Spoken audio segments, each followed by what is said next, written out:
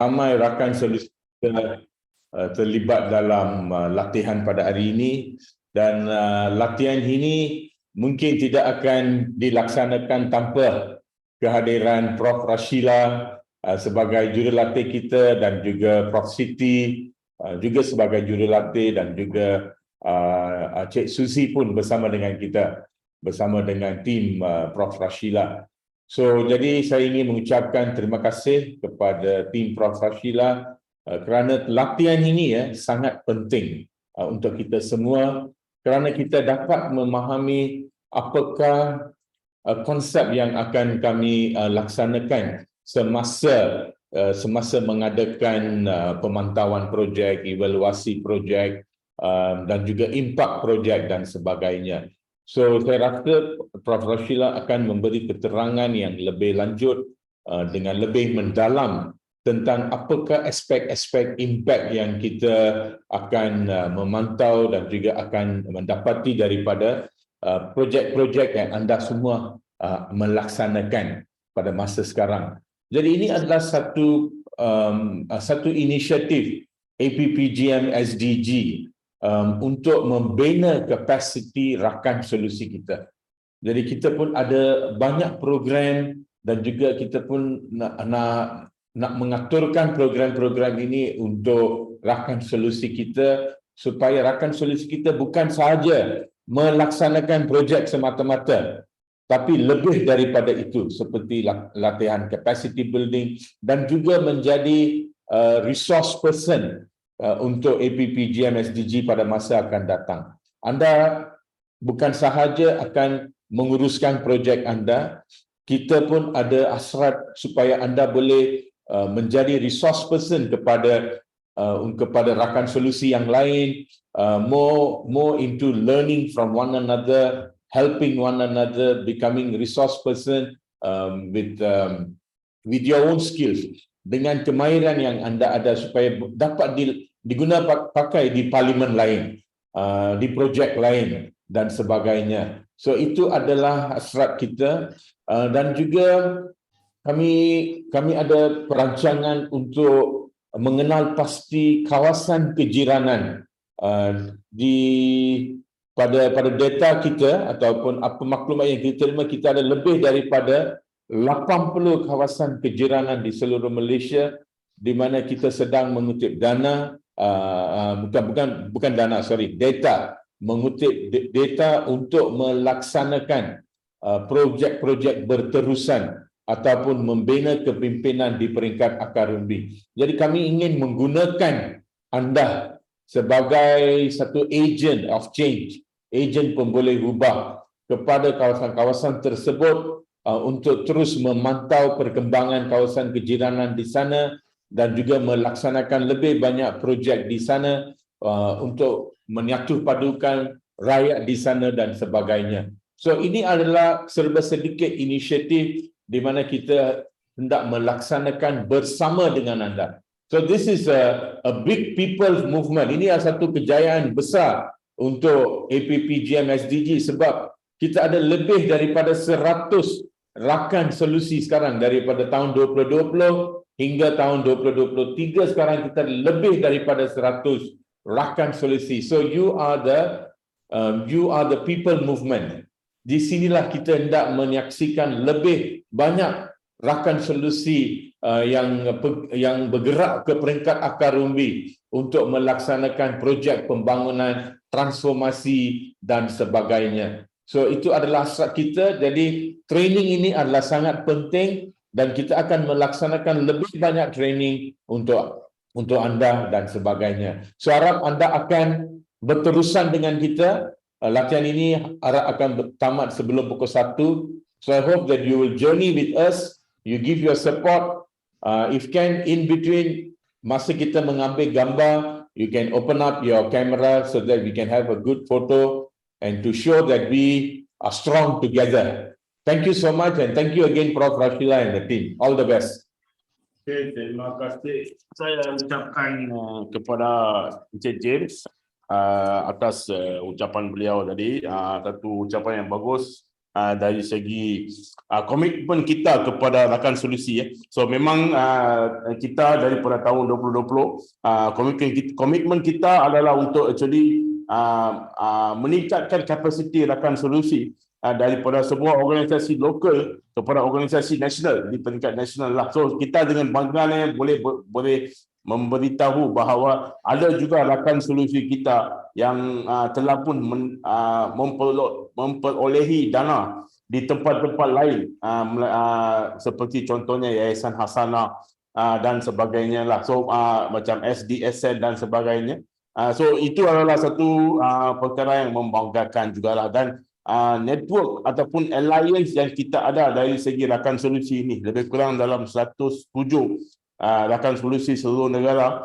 Kita boleh actually membuat satu mapping yang bagus dari segi keperluan setempat dan sebagainya lah. Dan seperti yang saya selalu bagi tahu dalam monitoring meeting kita, okay, the learning that we have from each other ni, dia macam sama dengan PhD tak? Okay, kita boleh learn sesama sendiri melalui projek. So macam saya sekarang, saya boleh cakap saya ini expert fertigation pula. So selepas mendengar daripada banyak-banyak program, banyak benda yang saya belajar jugalah. So macam itulah. So we learn from each other lah. Itu adalah power kita dari segi rakan solusi kita di APPM SDG lah. Okay. So thank you Mr. James. Dan sebelum kita pergi untuk memulakan program, saya hendak ambil gambar dulu. Okay, so saya hendak kita ada 5 page di Zoom hari ini. So saya nak you senyum sehingga saya cakap stop senyum. Boleh tak? Okay, saya nak ambil gambar untuk 5 page lah. Okay, so give me some time so that I can do that. So start senyum sehingga saya cakap jangan senyum. Okay, okay, kita start sekarang. Give me some time. Okay, okay, senyum.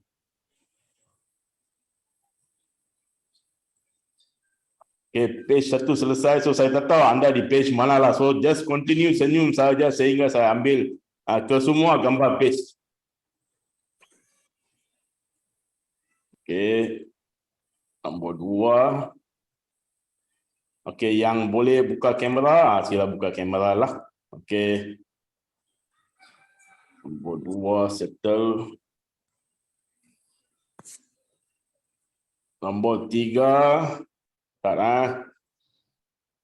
Okey, nombor 3. Senyum, continue senyum. Sila continue senyum. Okey, kita tak tahu anda di page mana, so continue senyum.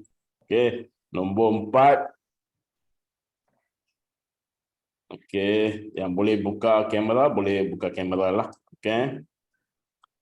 Okey, nombor 4. Dan last nombor 5. Start. Okey, nombor 5.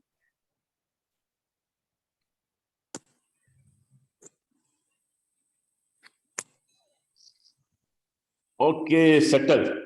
Okey, so terima kasih atas senyuman yang panjang lebar tadi. Okey, so saya ingin so selepas ni saya ingin menjemput Prof. Dato' Dr. Rashida Ramli, our resource person, dan juga one of the pioneer dalam permulaan APPM SDG ini, okey, untuk menjalankan bengkel capacity building ini. Jadi persilakan Prof. Dato' Dr. Rashida.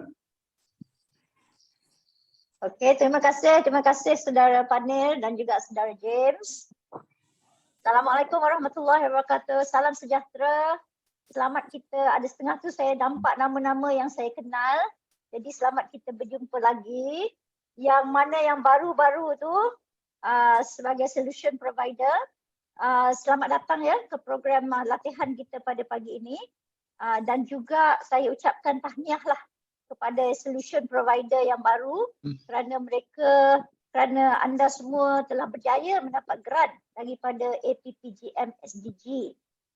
Dan yang mana yang dah biasa dengan program ni, ini mungkin sebagai review lah ya, untuk mengetahui bagaimana kita akan menilai, kita akan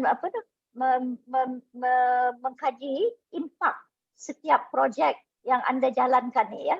Kerana kita tak boleh melaksanakan saja satu projek. Projek ini mesti ada impaknya dan kita akan perlu mengadakan penilaian. Ini adalah accountability lah. Accountability dari pihak solution provider kepada pemberi grant iaitu APPGM SDG. Dan yang pentingnya APPGM ni kita ni mendapat amanah amanah daripada Parlimen Malaysia dan kita menggunakan duit rakyat. Jadi amatlah penting kita jalankan projek kita ni dengan sebaik mungkin. Ya.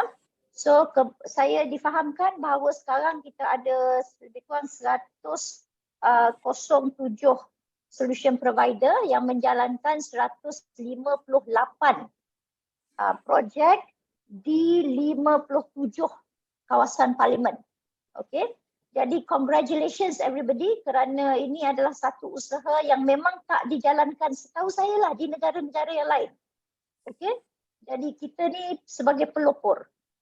So saya akan bersama saya ada rakan saya Prof Siti Daud. Prof Siti, yes. So nanti halfway through Prof Siti will take over some parts of the section. And saya juga ada Cik Suzy. Cik Suzy adalah one of the lead evaluators yang telah bersama dalam tim untuk impact evaluation ni sejak I think 2021 lah, when we first did the 2020 punya cohort ya.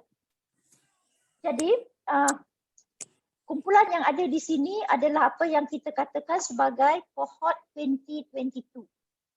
Okay, so you are all in cohort 2022 dan saya percaya sedang menjalankan projek-projek anda dan projek-projek anda memang dipantau sefaham saya lebih kurang sebulan sekali. Dan di akhir projek nanti anda perlu submit the last report tu, final report. Lepas final report tu baru tim kami untuk impact evaluation ni will come in. Okay, it is an actually internal team daripada APPGM. Jadi kumpulan saya ni dia tak terlibat secara langsung dengan all your from the proposal and so on, so we can maintain quite a bit of independence dari segi penilaian yang kita lakukan untuk setiap projek yang ada tu ya. Kita dah siapkan cohort 2020, kita baru siapkan cohort 2021, iaitu ada 80 projek baru tahun lalu tu ya. Okey. Kita bagikan program kita ni pada dua segmen, dua sesi lah sebenarnya. In the beginning saya akan coverkan saya akan terangkan sedikit tentang ataupun kita bincangkan sedikit tentang pengurusan projek itu sendiri. Ya.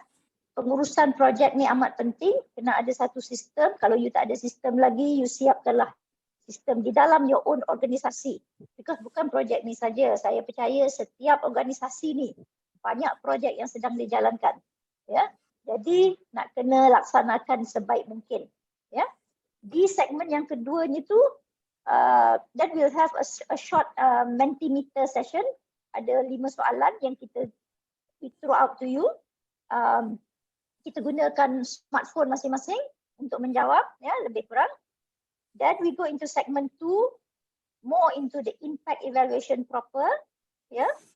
Dan kita akhiri dengan satu lagi Mentimeter session. Ini untuk just menentukan bahawa pemahaman tu tinggilah juga ya.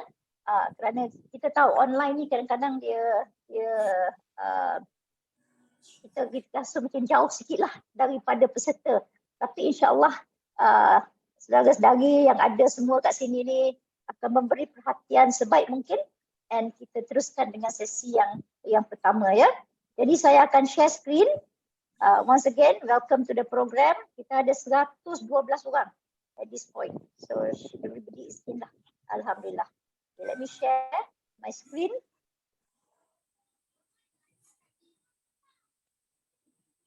Okay, let me go into mode screen ni sekarang. Hold on. Okay. Alright. Sekejap saya move yang ni sikit supaya easier for me to watch you. Okay. Okey, saudara-saudari, ya, APPGM SDG program pembangunan kapasiti. Bahagian pertama ni on pengurusan projek, ya. By the way, kalau ada siapa-siapa nak tulis dalam chat boxnya tu, please do so. It's not a problem. Nanti kalau saya sendiri tak nampak offhand, Cik Suzy can alert me. Kita memang sebahagian daripada APPGM, kita juga bekerjasama dengan beberapa rakan kongsi di bawah ni, ya. Saya tuliskan yang pertamanya United Nations University, IIGH. Memang SDG adalah salah satu prerogatif mereka. Kalau United Nations tu, di bawah kita juga bekerjasama dengan Persatuan Sains Sosial Malaysia, bekerjasama dengan UKM, dan di private sector, Kanalili Sendirian Berhad, ya. So we have 3-4 other partners yang bersama dengan kita apabila kita menjalankan impact evaluation ni. Okay.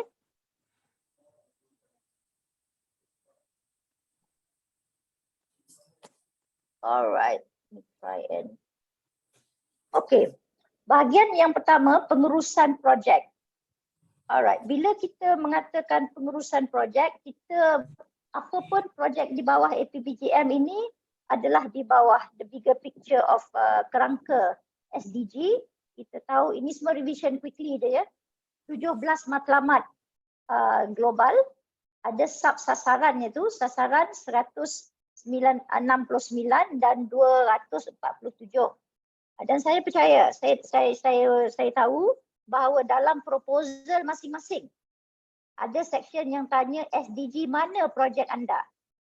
Okay, so make sure SDG yang mana satu tu, dalam SDG tu pula make sure tahu sasaran yang mana, which target that you are putting attention to, ya. Kerana target itulah yang akan menjadi salah satu section impact yang kita akan lihat nanti. Okay, so tentukan balik dalam pelaksanaan aktiviti yang dibuat tu, subsection mana yang digunakan, sasaran mana yang digunakan untuk mencapai matlamat yang mana satu. So keep an eye on that, ya. Itu poin yang pertama dalam slide ini. Okey, selain daripada itu juga, typical under SDG kita bahagikan kepada 5 komponen yang besar, okey, iaitu people, planet, prosperity, people kemanusiaan, ya, planet bumi kita, prosperity kemakmuran, okey.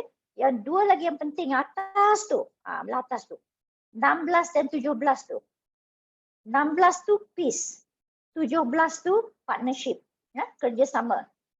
Kita tahu dalam setiap projek kita jalankan ni mesti ada kerjasama dengan pihak-pihak tertentu. Minimum you memang bekerjasama dengan APPGM SDG. Okay, tapi I'm sure each of you ada partners, okay, di peringkat lokalnya tu. Mungkin dengan community kampung, dengan NGO yang lain, maybe sekolah dan sebagainya. So di bahagian peace-nya tu sebenarnya dia berkaitan dengan institusi. Selalunya projek-projek kita ni juga dia mungkin melibatkan agensi-agensi kerajaan, sama ada sebagai rakan ataupun mereka itulah di mana kita memerlukan bantuan atau kerjasama, ya. So institusi-institusi dan undang-undang dan sebagainya termasuk dirangkumkan di bawah peace. Okay, so keep an eye on this. Yang mana satu your target you tengok.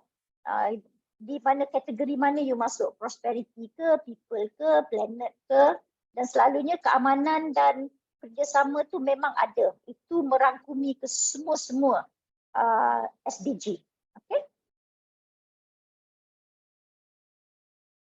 Ini mantra kita, leave no one behind, ya. Rangka tindakan untuk masa depan yang mampan, ya. Tidak meninggalkan sesiapa. Maknanya kumpulan sasar kita tu, your kumpulan sasar, your target group, your peserta tu, dia akan datang dari kumpulan yang seringkali mungkin tidak mendapat bantuan secara terus dari kerajaan ataupun disebabkan oleh kemiskinan dan sebagainya tidak mendapat akses mungkin kepada education dan sebagainya. So kumpulan-kumpulan ini yang kita berikan tumpuan yang lebih, ya, kerana kita tidak mahu sesiapa pun ketinggalan. Alright. At this point, masa 2022 as mentioned, you all fall under all the different kawasan parlimen lah, ya. Saya tengok ada nama-nama kat tepi tu, for example, at least on my screen at present saya nampak Ridwan dari Muar, okay, saya nampak Khatijah dari Perlis, and then a couple others lah tadi, Kirana, ya, dan sebagainya. So once again, di Sabah Sarawak pun kita ada banyak juga kawasan, kita memang ada kawasan-kawasan yang telah diterokai. Saya baru balik daripada hari itu kawasan di Bintulu, tetapi berjumpa dengan peserta daripada Ulu Rajang, ya, dan juga Selangau at that point. Okay, so insyaAllah impact evaluators ni kita akan turun padang, bukan kita buat atas just looking at your paper saja. Masa MCO, yes, the 2020 punya batch we had no choice, we had to do it online. Tapi alhamdulillah as of last year, kita tengok your paperwork, tapi yang penting kita jumpa dengan your solution providers. No, I'm sorry, your beneficiaries, peserta tu. Impact evaluation kita lihat daripada pandangan peserta. Okay, di peringkat sekretariat, they will look into your pemantauan of solution providers. Tapi when we come in, the impact team, kita berikan tumpuan lebih kepada peserta, your beneficiaries, siapa yang menghadiri your program tu, ya. Of course lah kita tak boleh jumpa everybody, tapi kita akan buat random selection. Tapi tumpuan impact ni adalah dari pandangan peserta. So keep that in mind, ya. Bila bila saudara-saudari melaksanakan your program tu, keep that in mind. Is from the point of view of the peserta. How do they feel about your program? What did they learn from your program? Who did they meet, ya, during your program, atau network apa lagi yang dia telah bina? Did they put certain things in place? Okay, nanti kita bincang lagi. But these are some of the update lah, ya. Alright, so yang pentingnya kita punya understanding of localizing, ya, iaitu definisi penyetempatan. Ini pun perkataan daripada APPJM yang invented melalui of course pakar-pakar kita lah, asalnya daripada I think UIA. Okay, so dalam menyetempatkan SDG tu, kita berusaha di peringkat satunya akar umbi, yang tu terpenting. Dia merentasi dan dia berbilang bangsa dan sebagainya. Kita juga memetakan keperluan tempatan. Okey, dan kita ambil perhatian dan mesti mengambil kira kerjasama antara pelbagai pihak. Kerajaan, komuniti, NGO, akademik, pihak swasta. Okey, so inilah intipati bila kita katakan penyetempatan SDG. In English, localizing SDG di peringkat masing-masing. Okay. So far, so good. I hope tengok dalam chat ni ada tak? Okay, official caption. Alright, thank you. Tak apa. Alright, sekejap kan. Kena get rid of some of this. Okay, kita teruskan dalam segmen satu ni. Alright, hold on. Okay, bila kita bercakap tentang pengurusan projek itu sendiri, ya, memang APPJM SDG mempunyai satu pengurusan yang menyeluruh tentang program, ya. Program kita di sini, program APPJM SDG ini juga sebagai satu program di bawah parlimen. Dan di bawah program solution ni ada banyak projek. So you come inside here.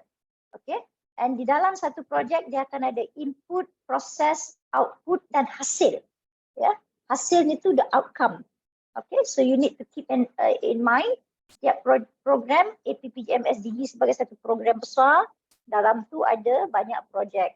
So you are one of the projects di bawah APPGM SDG.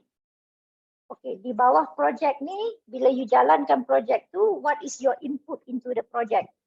Sebagai solution provider, you need to input, of course, the funding that we gave. But funding alone cannot work kalau kerjasama di antara ahli jawatan kuasa pelaksana tu. Okay, the human aspect tu penting. Yeah, so your planning process, that is very important. And then dalam proses tu itself,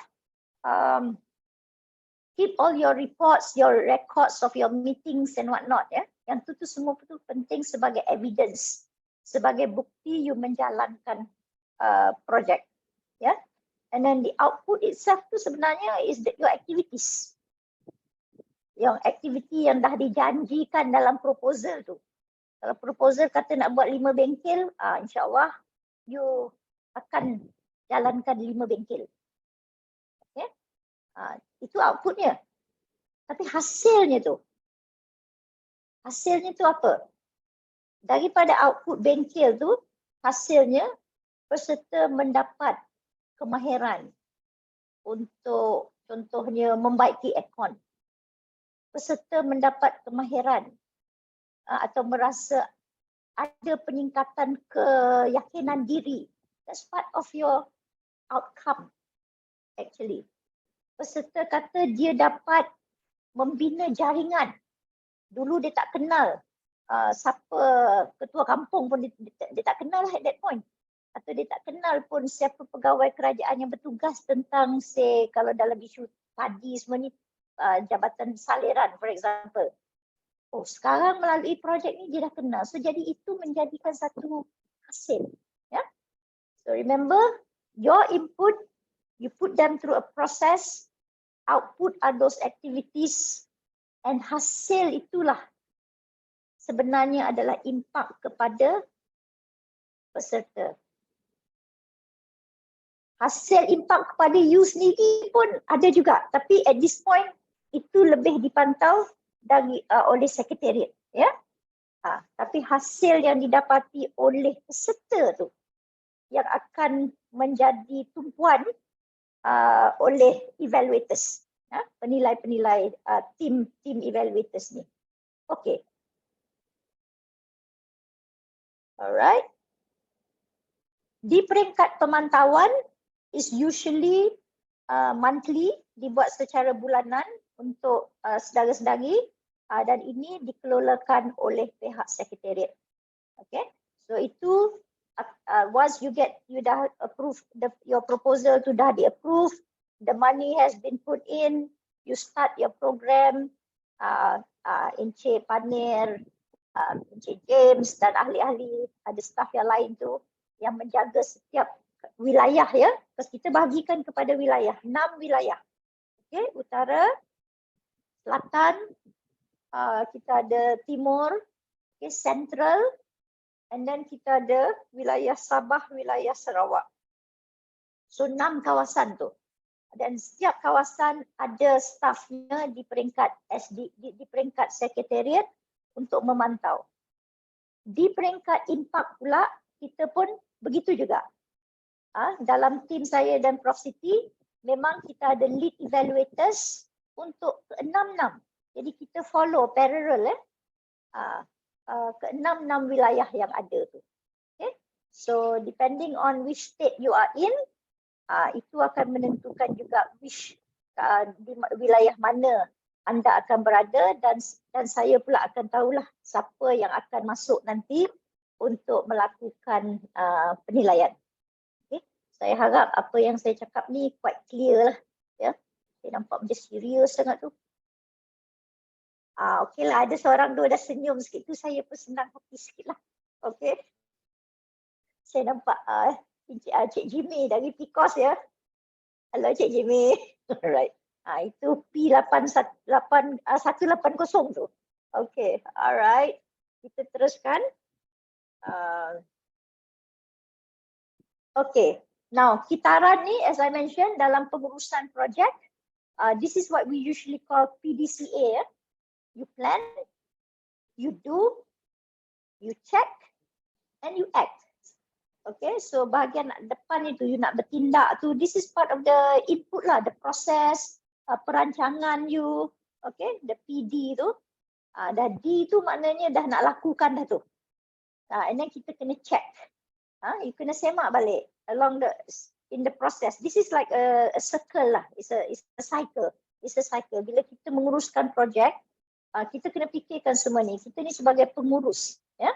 Kita kena plan, tengok cukup tak expert kita siapa yang akan membantu kita melakukan kita punya aktiviti tu nanti. Kita masuk dalam perancangan. Dilakukannya aktiviti itu sendiri. And then baru kita semak balik because you need to also do a feedback system dalam you punya aktiviti tu. Mungkin sediakan satu questionnaire yang simple untuk bertanya balik kepada peserta kat ujung tu. That simple questionnaire tu adalah sebagai your feedback untuk you nak buat semakan balik hasil. Because nanti akhirnya kita kena report ya. Your final report tu is very important. Jadi whatever kertas-kertas yang ada tu ataupun is in the folder, sekarang kita semua tak ada kertasnya kan. Kita simpan dalam folder je kan. So ada kan, you scan kan, you simpankan dalam a folder. Itulah yang menjadi bahan-bahan yang kita akan gunakan untuk semakkan as part of the penilaian. Ya. Yeah? Alright. Let me see. Kita teruskan. Alright. Perincian once again. Yeah. Input, process, output, and hasil. Remember, this is as pengurus ya. You ni pengurus projek ya. So pengurusan projek. The first part, of course, the proposal, kepakaran, and then time. Make sure your timing tu ya. Kalau nak buat projek tu janganlah you kena tengok. This is projek ni tak lama. Mungkin dalam 6 bulan, setengah tu 3 bulan. Setengah tu mungkin sampai 6 bulan ke. So bila yang nak adakan program tu jadi perancangannya tu kena baik. Kalau kita tak rancang dengan baik, dia akan bermasalah ya nanti bila nak melaksanakannya tu. Because proses ni tu sistem pelaksanaan penjadualan, mesyuarat operasi berapa kali. Lalunya awal-awal tu mungkin 2 minggu sekali ke, tapi bila dah dekat dengan aktiviti tu seminggu sekali kena bermesyuarat ya. Laporan kemajuan and jaga keuangan. Jaga keuangan. Pihak solution, tim solution akan sekretariat akan memantau your keuangan. We will not do that. Okay? We will know about it, tapi we will not look into detail. Itu memang dijaga oleh pihak sekretariat. Di dalam tim impak, kita nak tengok hasil dari perspektif peserta. So output tu, your bilangan aktiviti. Kalau ada your brochure, your ada buat modul ke apa ke, itu tu semua sebahagian daripada evidence kita ya. Impak ke atas individu, kemahiran jaringan sistem. So these are the things. Your peserta ni, umurnya depending on the project lah. Umurnya ada tak variation, jantina, make sure the gender balance. Mungkin unless certain project tu memang for women, then it is understandable. Or mungkin satu projek tu untuk OKU sahaja. That could be certain kumpulan etnik. Usually we try to mix lah, jaranglah kita satu kumpulan etnik tu saja. Unless memang satu kawasan tu ada satu je kumpulan. Maybe one kumpulan kawasan tu Iban saja. It's hard to say. You know? So we take that into consideration lah. But try to have as good gender balance as possible dalam menjalankan your program. Ya. Okay. Ini 2 contoh di masa 2021 punya cohort. Satunya tu bakery di Selayang, satunya tu we had SP14 I think in Lembah Pantai. And then ini yang projek lagi satu ni dia memulai SP10, lepas tu jadi SP35, penternakan siakap di Papar. Okay, so just to, kalau nak tunjuk gambar, you have plenty of photos. And alhamdulillah just now saya tengok sebelum kita start sesi ni pun dah ada video-video tu ya. So video-video tu penting as testimonial of your projects. Ya, and then video-video inilah juga kita gunakan di peringkat parlimen nanti, kita kena angkatkan terus nanti ke peringkat antarabangsa. Kita nak, so we do our best to showcase your projects at various level, sama ada di kawasan Asia ni sendiri pun, dan memang ke United Nations, ya. Kerana semua projek ni kita in the end kita lapor pada parlimen. Parlimen akan actually lapor through EPU and then kita tonjolkan di peringkat antarabangsa, ya. So this is the process. So please do your videos and so on, because apa yang diperkatakan oleh your peserta tu amat penting. Alright, so keep an eye on that. Okay. Alright, so before we go into this Mentimeter, mungkin Prof Siti nak tambah apa-apa ke sikit? Prof Siti? Saya stop sharing sekejap. Let's yeah, I think maybe she may need to step out for a short while. Tak apa. So I think we continue. So far, any pressing question in the chat box? I have to deliver at 12. Oh, sorry Khadijah. Okay. All right. I think we're good. Yes, the slides will be provided later, yeah. So don't worry about not writing all those kind of things. Okay, I think we just go into the first Mentimeter. Saya minta Cik Suzy please. Off saya sekejap. Okay, terima kasih Prof. Selamat pagi semua. SP Solution Provider. Selamat pagi Prof Rashila, Prof Siti, Mr. Panir, Mr. James, ya. Dan sekarang kita beralih kepada sesi Mentimeter, dan di sini saya ada sediakan 5 soalan, ya. Jadi saya akan share screen terlebih dahulu. Setiap satu soalan itu anda diberikan tempoh masa 30 saat, ya, untuk menjawab. Sebentar, saya share screen.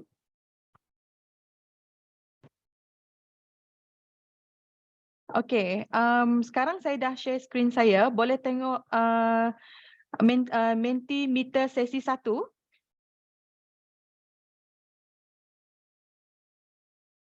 Boleh. Ya? Okey. Alright. So bentar ya.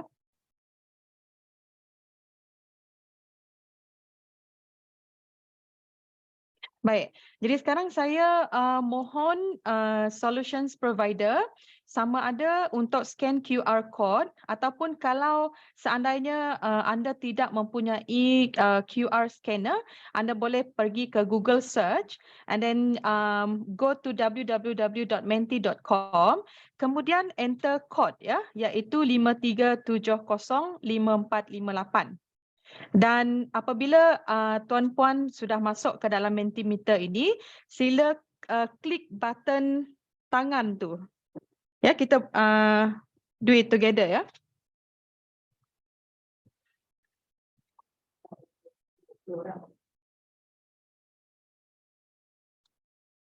Okey.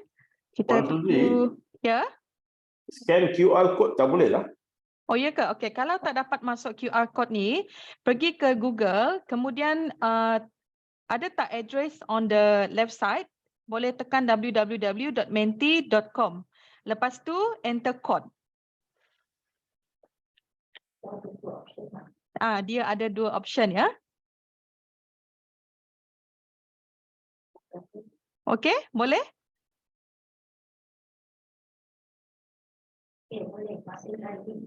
Setakat ini, as I can see, I have 67 di dalam Menti ini, ya. Sekarang ini 70, 71. Mungkin kita tunggu dalam 1 minit untuk dapatkan dalam at least 100 participants.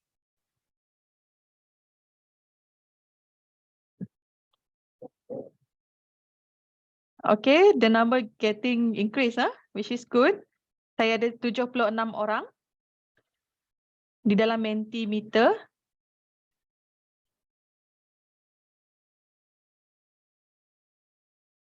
79. Okey, bagi yang baru masuk, sekarang anda berada di sesi 1 Mentimeter. Boleh scan QR code, tapi kalau QR code tidak berfungsi dengan baik, you just go to Google search dan tekan www.menti.com, kemudian enter code 53705458 ya. Sekarang saya ada 89.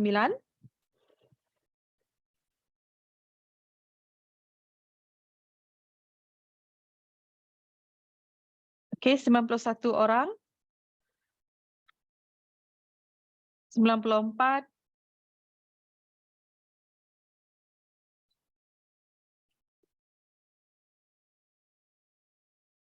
95 orang, 96 sudah masuk.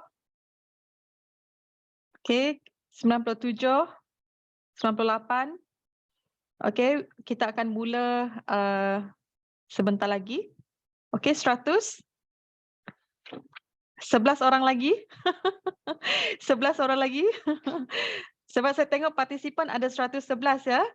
Dalam Mentimeter saya ada 100. 11 orang lagi. Saya masih driving. Okey, ada yang driving. Okey, tak apa. Baiklah, terima kasih untuk informasi itu. Baiklah. Jadi sekarang saya akan klik next ya for our first question. Okey. Puan Suzy, Ya, saya Zalina, saya nak tanya. Saya klik dekat yang tangan tu, lepas tu apa okey. dia macam tak ada apa pun. Sekarang ini saya dah klik on next. Should be kalau on your phone you can see the question. Okey. Okey, jadi soalan yang pertama adalah apakah perkataan yang menggambarkan pengurusan projek? Okey.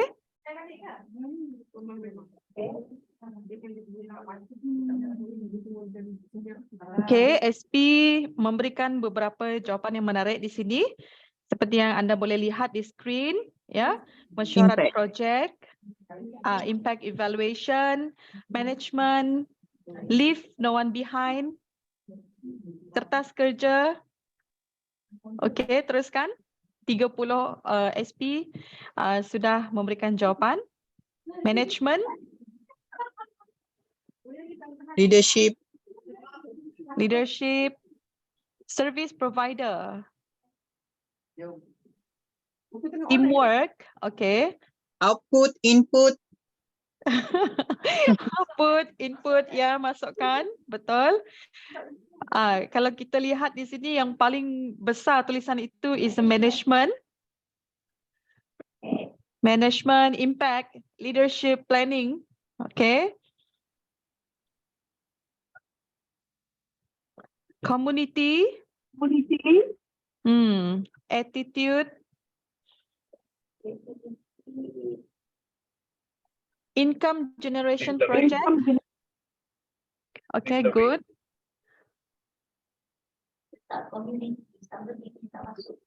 Oh. Okay, ada 77, 79 SP yang sudah memberikan respon. Lagi, we need more. Tahap pengurusan, baik. Management time expenses, timeline, teamwork.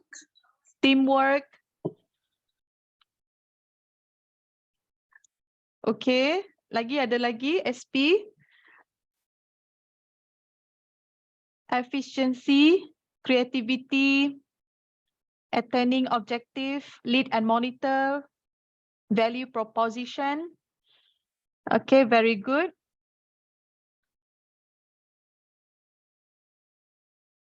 Okay, mungkin SP yang lain ada masalah lain ke? Setakat ini saya ada 83.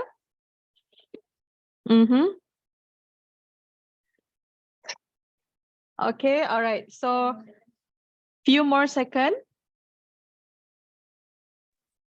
Okay, Puan, 5. mohon kodenya semula Puan. Kok macam terkeluar pula?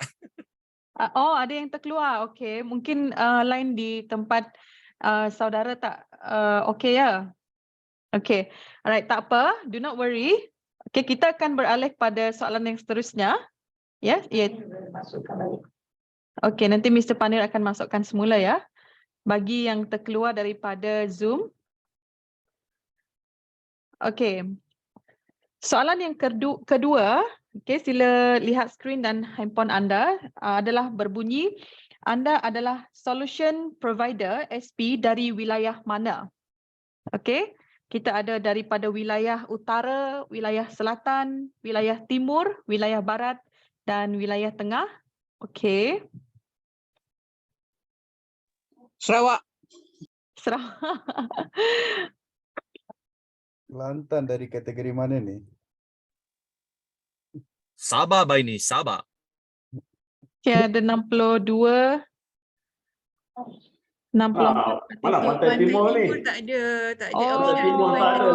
Pantai Timur tak ada ni. Okay, sorry.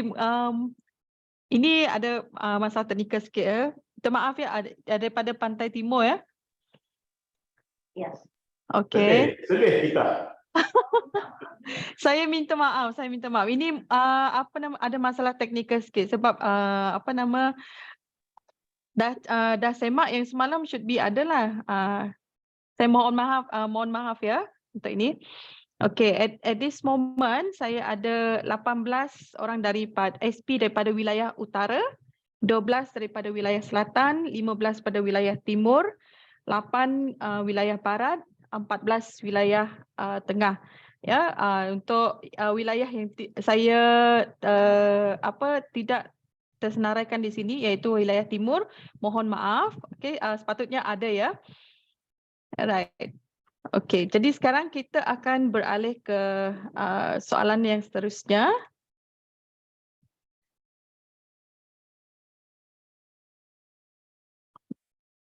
Okey, ada 68 players ready. 71. 75. Okey. 75 are shown. Okey, mungkin ada line yang tak berapa okey.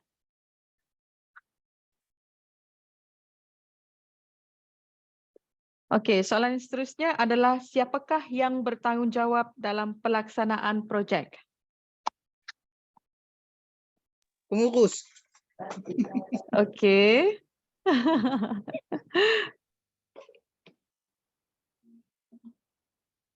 Siapakah yang bertanggungjawab dalam pelaksanaan projek? Okay, everyone has voted. Okay, 66 SP kata ketua projek, 5 SP kata jawatan kuasa pemantauan projek. Jawapannya adalah daripada bendahari projek ya. Jadi kalau bahagian penilaian projek adalah untuk menilai projek. Lepas ini untuk sesi 2, Prof Siti akan menjelaskan dengan lebih lanjut berkenaan dengan penilaian projek ya, dan penerima manfaat bukan merupakan ejen dalam pelaksanaan projek ya. Sekarang kita beralih kepada soalan yang seterusnya. Okay. Alright, 75 players enter. Okay, soalan yang seterusnya adalah berbunyi seperti di dalam perincian pengurusan sistem terdapat 4 domain utama. Ya.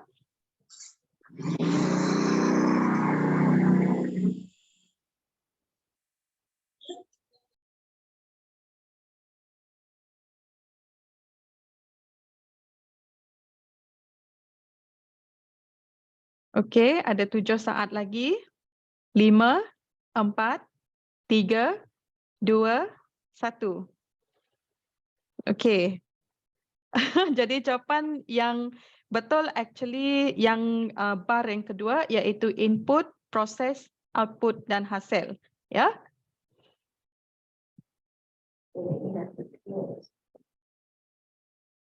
Okey, soalan seterusnya adalah adakah organisasi anda mengadakan pemantauan projek secara berkala? Soalan ini untuk jawapan, okay, para hadirin dan hadirat semua perlu untuk type jawapan, adakah ya, tidak ataupun kurang pasti.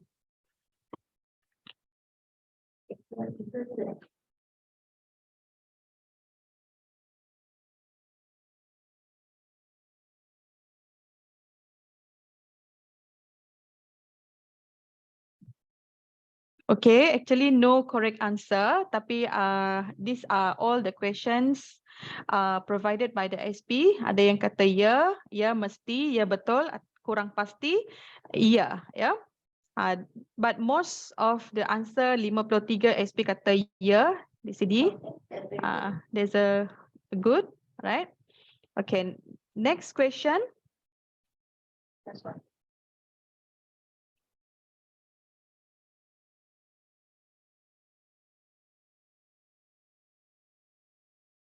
Okey, yang manakah kenyataan berikut adalah salah mengenai kepentingan pengurusan projek?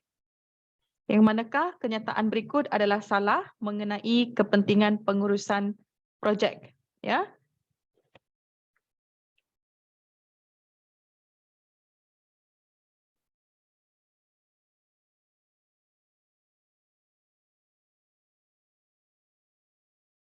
Okey, 5, 4, 3, 2, 1. Everyone has voted.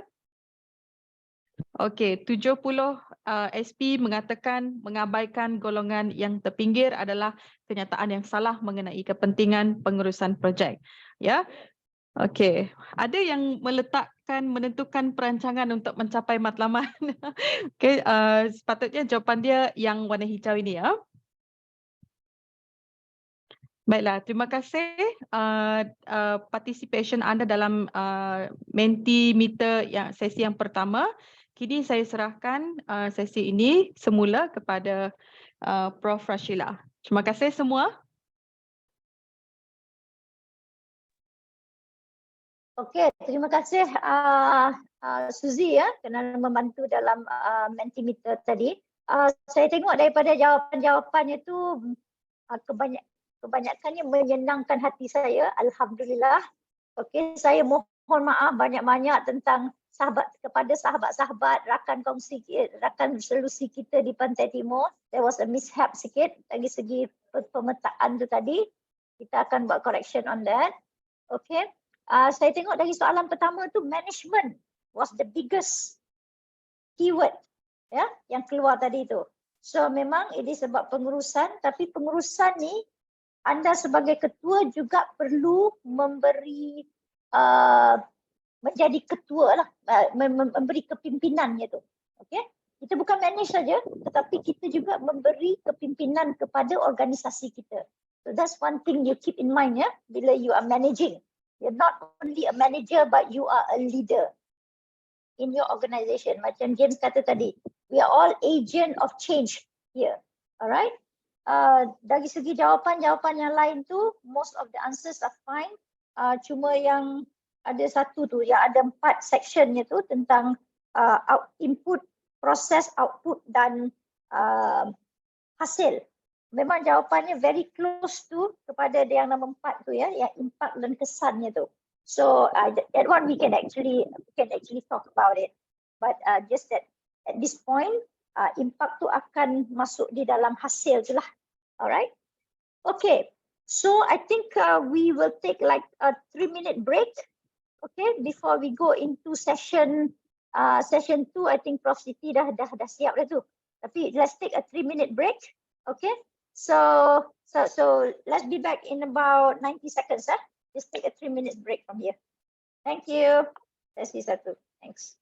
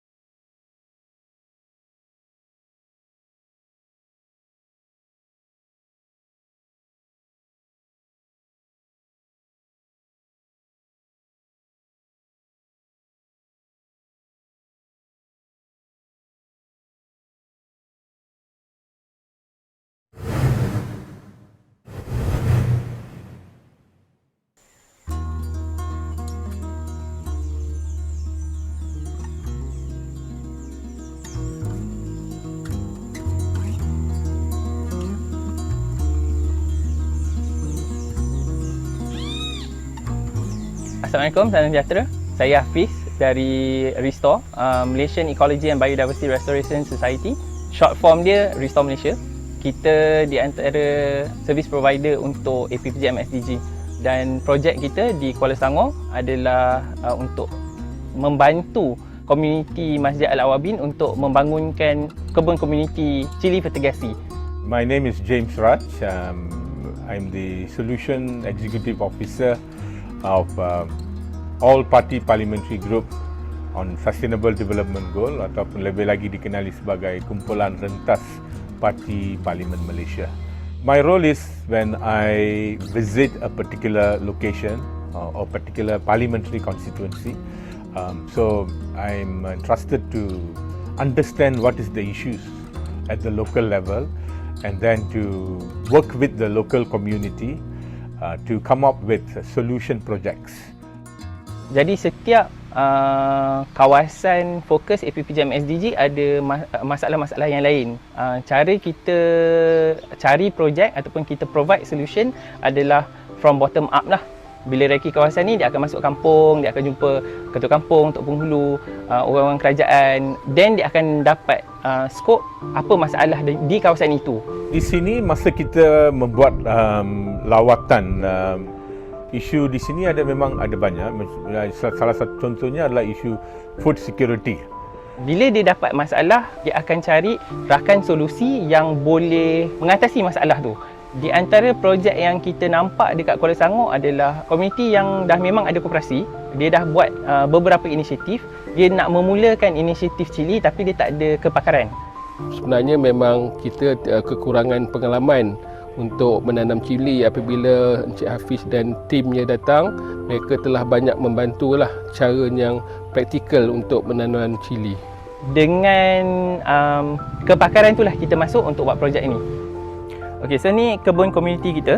Kita pilih cili sebab komuniti Masjid Al-Awabin minat untuk buat cili. Dan cili adalah tanaman yang dilihat dapat menjana pendapatan untuk komuniti. Sekarang ni pokok cili api ataupun cili bara lah, cili kampung pun dia juga. Untuk memilih, tengok dari segi colour, kalau selalunya untuk kita hantar ke pasar, hijau. Di plan ni ada 300 dan sana ada 300, lebih kurang 600 lah. Lebih kurang 600 pokok.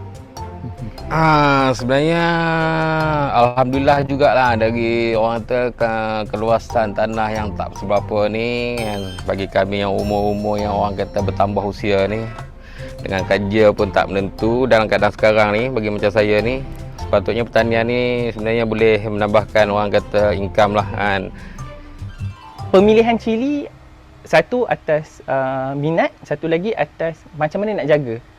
So proses menjaga, mana lagi senang, mana lagi susah, apa control of price, farmer punya control price. So these are a few things that led us to decide on this project and this particular crop for the community.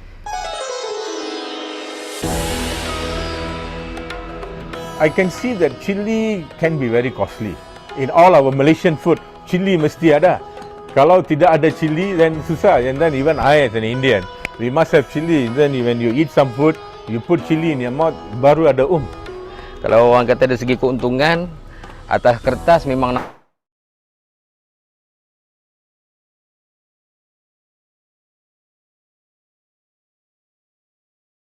Alright, terima kasih. Hopefully everybody is back after your 3-minute break. Okay.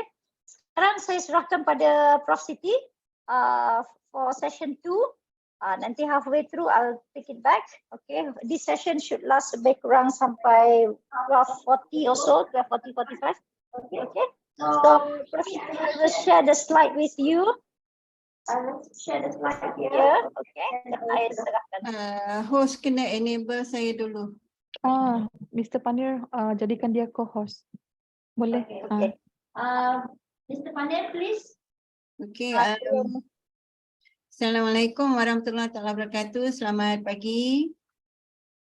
Sihat semua? Sihat. Alhamdulillah. Alhamdulillah sehat. Sehat, alhamdulillah sehat. Terima kasih. Sehat, thank you.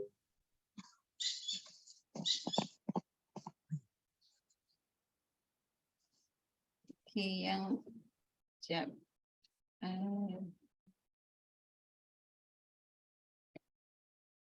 Share my screen lah ya.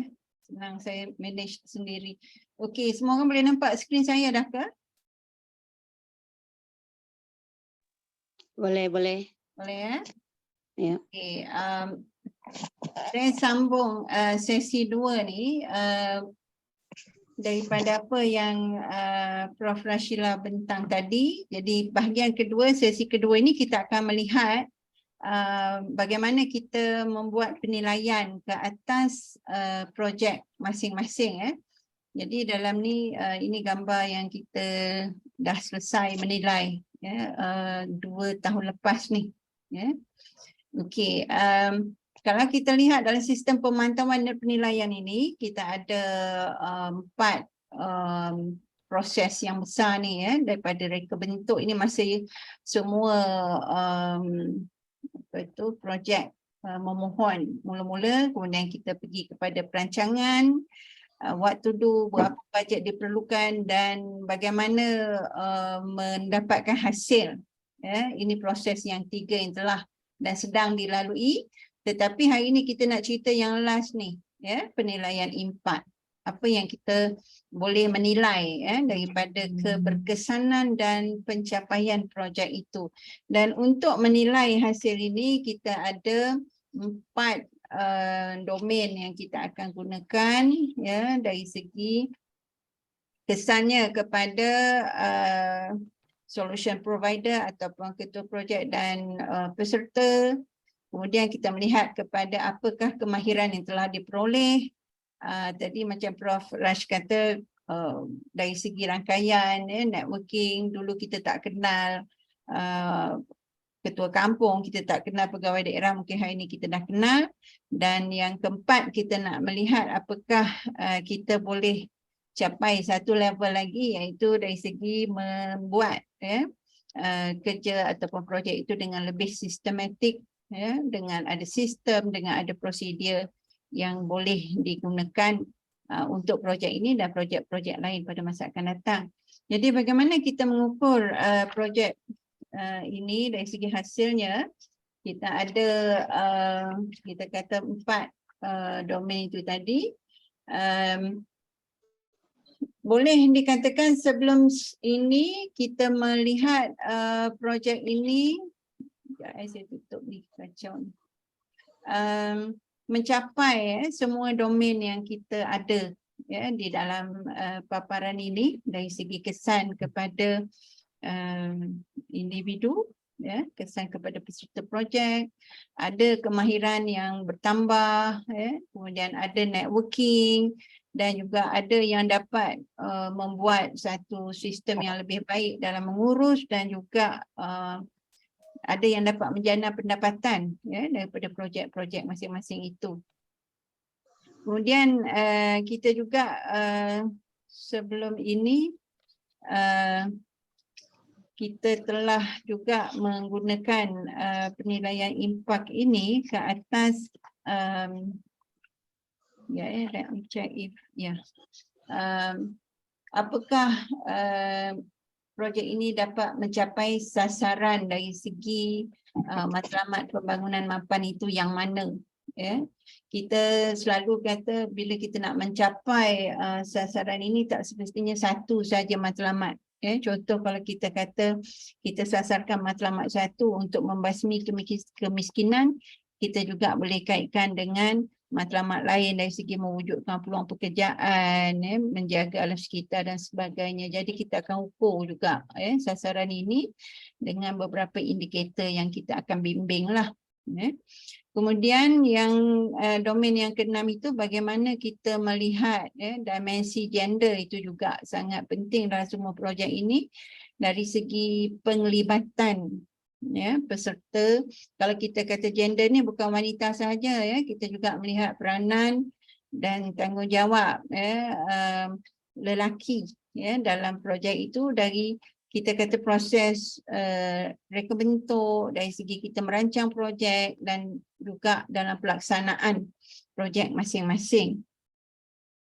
So kalau kita boleh pergi detail sedikit bagaimana kita menilai pencapaian projek itu, kalau kita kata dari segi kesan kepada peribadi itu yang gambar orang tu yang hijau tu, kita akan melihat apakah penambahbaikan dalam individu peserta yang kita sasarkan itu, bagaimana dia merasa gembira, first time dapat peluang, dapat belajar kemahiran baru, mungkin dia rasa lebih terbuka, kemudian dia puas hati atau tidak dengan pencapaian dia setakat ini. Kadang-kadang ada orang dia mula-mula dia tak tahu pun pasal, contoh kalau kita lihat dia memasarkan barangan-barangan yang dihasilkan kerah tangan contohnya, kalau sebelum ini biasa dia jual rumah ke rumah, mungkin dengan kemahiran baru dia dapat belajar memasarkan secara online, dah boleh ikut Shopee dan sebagainya, jadi sales pun bertambah. Jadi adakah itu menimbulkan satu, kita kata minat baru, semangat baru dan sebagainya.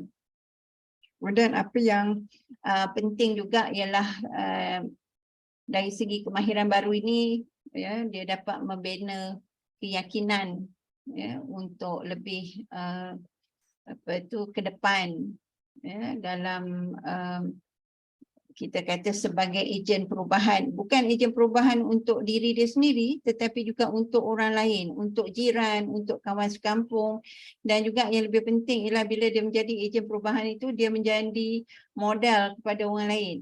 Orang akan ikut apa yang dia usahakan itu dari semasa ke semasa. Dan yang kita cuba lihat ialah bagaimana keadaan-keadaan yang baru ini memberikan mereka satu peluang untuk lebih dari segi keuangan, dari segi keyakinan dan sebagainya. Kita juga dalam domain yang kedua itu, contohnya kalau kita kata penilaian kemahiran, kemahiran yang bagaimana, level bagaimana, yang indikator tu bukan kita yang tetapkan, tetapi kalau lihat balik dalam proposal masing-masing, kita akan menilai berdasarkan apa yang you janjikan dalam proposal asal. Jadi kita tak memandai-mandai menambah. Contoh kalau dalam hasil tu kata nak meningkatkan pendapatan, nak memberi peluang pekerjaan, kita akan menilai hasil daripada what you declare sahaja. So jangan takut kita menambah benda baru pula. Kemudian kalau dari segi kita kata pembinaan jaringan itu juga kita melihat dari segi nanti kita ada site visit. Kami akan bagi-bagi pergi ke tempat projek ini dalam grup 2 orang, 3 orang, kita akan pergi dan lihat dan experience dan talk to you bagaimana hasilnya. Sebab kita kadang-kadang tak jangka dalam cabaran-cabaran untuk melaksanakan projek ini. Kadang-kadang projek tu mula ramai tapi sampai hujung tinggal seorang, ataupun kita nak start dalam proposal tu cerita dia projek lain tapi akhirnya dia jadi benda lain. Dan kalau kita tak buat lawatan tapak, kita tak jumpa, kita tak duduk semeja, kita tak nampak. So insyaAllah kami akan pergi dan melihat, membuat lawatan tapak ke tempat-tempat projek ini pada masa yang kami akan bagi tahu lebih awal lah.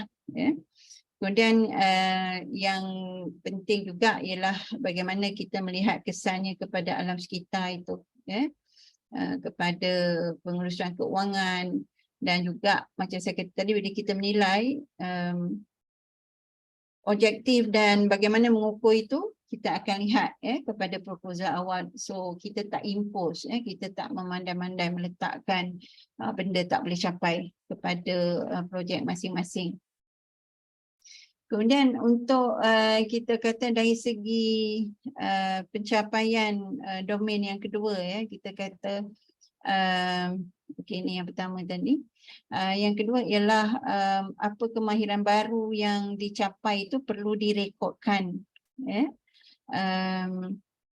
Adakah dia meningkatkan mutu kerja daripada zero kepada apa yang dah dicapai hari ini. Kadang-kadang kita nak belajar satu kemahiran tetapi kita dapat kemahiran lain. Yang itu kita kata bonus lah. Nak beli satu dapat dua. 3 in 1 pun ada. Kadang-kadang kita cuma ada projek dulu kalau saya ingat dia nak belajar repair handphone ke repair aircon, tapi lepas tu dia boleh juga dapat dari situ dia belajar mengurus keuangan. Maknanya itulah kemahiran tambahan yang baru diperoleh daripada projek yang nampak simple awal-awalnya. Dan ada juga kita nampak perubahan dari segi kita kata kemahiran berkomunikasi, itu juga satu kemahiran.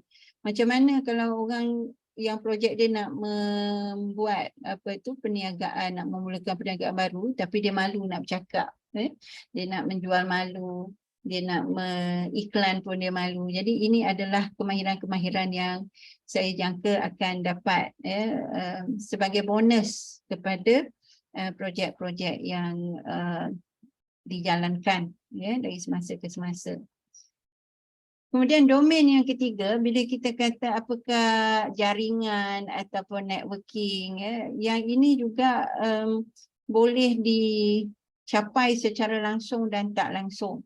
Bila kita nak melaksanakan projek, kita kena ada, kita kata sumber, kita kena ada bimbingan, dan dari situ kita mula berkenalan dengan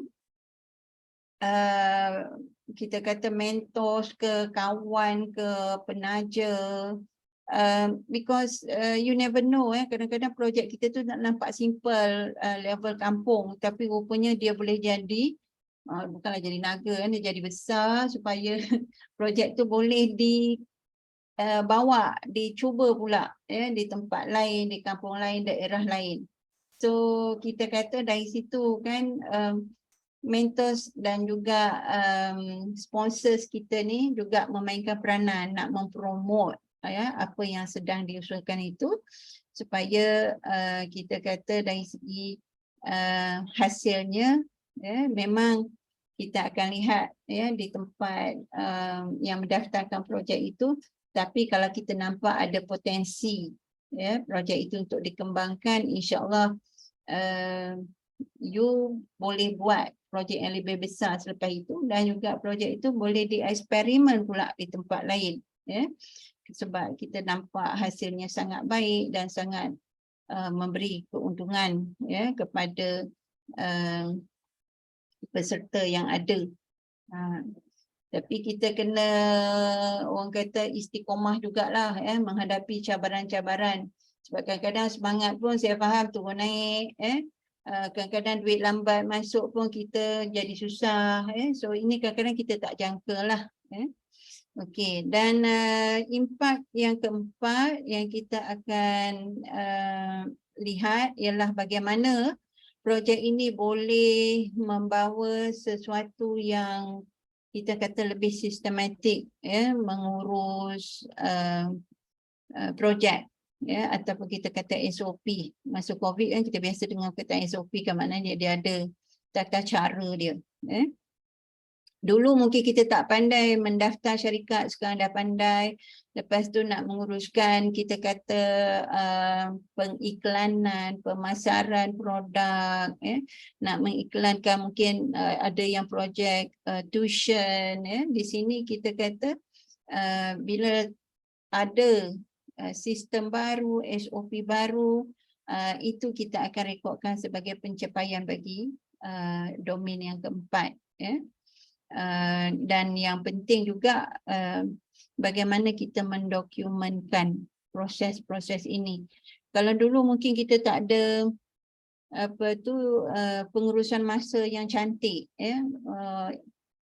Orang Kedah kata ikut dan, ikut sempat. Tapi mungkin lepas terlibat dengan projek ini sebagai ketua projek, kita boleh mungkin ada macam kita kata carta ahli atau flow chart dengan timing yang cantik, ya. Selepas satu proses yang kedua, siapa yang terlibat dan bagaimana kita nak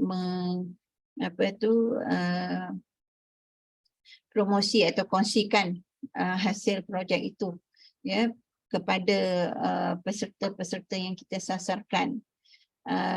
Dan macam saya kata tadi, mungkin ada cabaran juga, ya, kita nak mencapai SOP atau sistem ini. Apakah cabaran-cabaran itu? Cabaran dari segi struktur projek, ya, mungkin kita kadang-kadang ingat kita tak perlu masa panjang, tapi bila kita dah buat projek tu, kalau yang terlibat dengan pertanian misalnya, dengan cuaca tak menentu, ya, dia kacau juga. Macam ada projek di Johor ke baru ni, ya, terendam, ya, sebab banjir. Jadi ini semua perkara yang kita kata di luar kawalan juga perlu direkodkan, supaya kita yang menilai ini nanti juga boleh membuat beberapa observation, ya, perkara-perkara yang kita boleh ambil maklum, ya, yang boleh mengganggu perjalanan projek-projek ini. Okey. Dari segi targetnya, kalau domain yang kelima, ya, tadi Prof Rashdah cerita panjang lebar, kita akan lihat, ya, mana satu sasaran ataupun matlamat yang kita boleh kaitkan dengan projek kita, ya. Dia tak satu, mungkin dua, mungkin tiga, mungkin juga lima, ya. Mungkin dia ada berkait dengan pendidikan, ya, berkait dengan kesihatan, matlamat 3. Kalau pendidikan tadi matlamat 4, ya, peluang pekerjaan matlamat 8. Dia saling berkait itu. Tak apa, lebih daripada 3, lebih daripada 4 pun tak ada masalah. Supaya kita dapat bila lagi banyak you punya matlamat yang dicapai oleh projek itu, kita nampak bahawa projek ini ada potensi untuk dikembangkan lagi, ya, dengan pencapaian yang sebegitu. Dan yang keenam, domain yang terakhir itu, kita melihat dari segi struktur projek itu, adakah jawatan kuasa pelaksana ataupun orang penting dalam projek itu lelaki ke wanita, ya? Siapa yang buat keputusan penting, yang membuat keputusan akhir, gatekeeper siapa, ya? Nak beli barang, nak tentukan berapa jangka masa, kita kata tempoh masa setiap proses tadi, ya? Dan juga bila kita lihat peserta itu terdiri dari wanita atau lelaki, kita tengok juga ni, ya, kalau dah memang daripada awal projek tu kata dia nak buat di kawasan tu memang tak ada wanita atau tak ada lelaki, kita akan tengok juga kepada proposal asal, ya. Tapi yang cantiknya ada keseimbangan dari segi peserta lelaki dan wanita di situ. Kemudian yang ketiga ialah kita juga akan melihat sejauh mana keperluan wanita dan lelaki diambil kira, ya, oleh pihak solution provider itu. Sekiranya tidak ada justifikasi yang projek tu untuk lelaki saja atau wanita sahaja, ya. Contoh kan, macam saya kata tadi, kalau kita kata projek-projek yang belajar membaiki handphone atau membaiki aircon, memang tak ada wanita.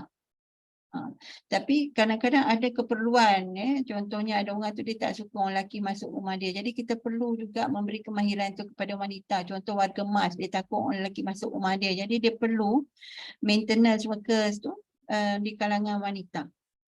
Maknanya ada keperluan di situ, ada demand di situ. Sebab tu kita kata kena lihat keperluan wanita atau lelaki diambil kira, ya, oleh pihak solution provider. Okey, seterusnya saya nak tunjukkan kita punya skala, ya. Bagaimana kita menilai ini adalah kita kata analisis kuantitatif, ya, untuk kita melihat kesan kepada projek. Kalau kita kata domain 1 tu, Kalau yang paling rendah tu tak ada perubahan. So kita akan tick kotak 1. Maknanya bila kita tanya, you rasa happy tak dengan projek ni? Tak rasa apa? Tak. Ada belajar ilmu baru? Tak ada. Semua no. So kita nampak, oh tu maknanya something must be wrong with the project lah. Tapi kalau yang 2, 3, 4, 5 ni maknanya dia ada rasa macam minat, ya, ada self confidence, dia nampak lebih bersemangat lepas dia terlibat projek tu. Dulu dia pendiam, sekarang dia dah jadi ke depan, kan, dah boleh diangkat sebagai ketua dan sebagainya. Jadi kita mungkin letak dia 5, dia dah boleh jadi orang kata idola dalam kampung ke. So dia dah akan kita beri 5, ya, untuk level pencapaian itu. Kemudian yang kedua, dari segi kemahiran itu, kalau tak ada kemahiran baru yang dicapai seperti dijanji dalam proposal itu, kita kata 1 lah tu, ya, paling rendah. Kalau ada penambahbaikan kepada kemahiran sedia ada, dia 2. Kemudian ada kemahiran baru, kemudian boleh juga kemahiran itu, ya, sampai pada paling tinggi kita kata boleh menjadi punca pendapatan baru. Maknanya dia capai tahap yang tertinggi untuk level kemahiran. Kemudian yang ketiga, untuk jaringan, ya, kita kata ada tak jaringan berlaku, ya, kalau tak ada, kenapa tak ada, ya. Kemudian yang pentingnya ialah kalau lepas projek tu kita nampak dia lebih dikenali, orang pun nampak, projek dia tu maknanya dia tercapai lah, impak untuk domain 3. Yang keempat ni kita kata kalau ada SOP, ada TOR, bagaimana dia melaksanakan projek. Jadi kita akan ikut skala-skala ini, ya. Domain 4, adakah orang faham tak pencapaian matlamat itu, ya, daripada matlamat 1 sampai 17, boleh tak dia indicate yang mana satu berkaitan dengan projek dia dan kita kata aplikasikan, ya, dalam projek masing-masing. Kalau ada, maknanya orang yang dalam projek tu faham, ya, bagaimana kita melaksanakan projek itu. Dan domain yang terakhir, domain 6, melihat unsur penglibatan lelaki dan wanita dalam projek, ya, berapa ramai terlibat, berapa ramai yang mendapat manfaat daripada projek itu, dan adakah pada tahap tertinggi kita kata orang-orang yang dulu tak faham, ya, tentang gender ini, tentang isu-isu gender ini, hari ini dah faham dan boleh bercakap tentang kenapa kita mesti ada pekerja wanita dalam sektor-sektor yang penting, ya, dan kenapa kita kena ada lelaki dalam sektor-sektor yang kita kata memerlukan juga tenaga, ya, orang lelaki untuk misalnya sektor-sektor hospitality, ya, untuk keselamatan, untuk kita kata lebih seimbang, ya, penglibatan lelaki dan wanita. Jadi skill-skill ini kita akan berikan berdasarkan yang saya kata tadi, lawatan tampak dan juga temu bual kita dengan peserta dan solution providers, and we will listen to both sides, ya. Kadang-kadang solution providers kata begini, peserta kata lain, dan kita akan timbang, tara dan lihat, ya, dari segi kesahihan maklumat yang kita terima tersebut. Proses yang kedua, bila kita dah terima laporan, ya, progres dan laporan akhir, kalau dah siap, kita akan menilai 6 impak tadi itu, dan bukti untuk kita menilai itu kita akan lihat perkara-perkara seperti rekod kehadiran untuk training, untuk kalau buat macam kelas bahasa ke, untuk kehadiran pekerja ataupun peserta, ya, dalam kemahiran-kemahiran yang tertentu, ya. Kemudian laporan, ada modul ketindak, tolong ambil video, ya, pakai handphone pun boleh, tak payah pakai yang video cam canggih tu. Ambil video bagaimana proses itu. Ambil video yang sikit-sikit, tak payah besar-besar, nanti nak upload susah. 2 minit, 3 minit pun cukup. Itu pun dah besar dah tu. Kemudian testimonials, boleh juga kita interview peserta, apa dia punya pandangan, bagaimana projek itu boleh ditambah baik, mungkin tak cukup, dia dah belajar, dia rasa seronok, tak cukup 3 bulan, dia nak, boleh tak projek ni 6 bulan ke 8 bulan ke setahun ke 2 tahun, kita nak dengar semua itu. So it all should come from you. Dan dokumen yang kita gunakan adalah daripada proposal, sebab kita nak banding dengan pencapaian itu tadi, laporan pemantauan bulanan, kemudian laporan akhir daripada projek-projek ini. Laporan akhir ni kita akan bagi reminder lah, dari semasa ke semasa. Saya ingat kita ada attachment, kita ada attachment template kan.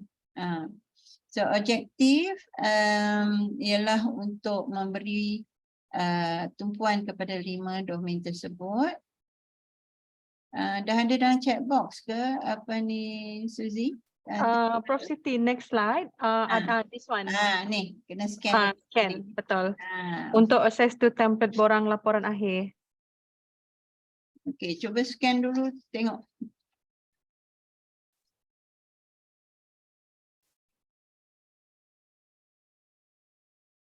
Boleh tak?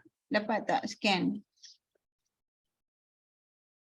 Okay, once dah scan, klik go to website di bawah tu, kemudian dia akan keluar dalam bentuk PDF.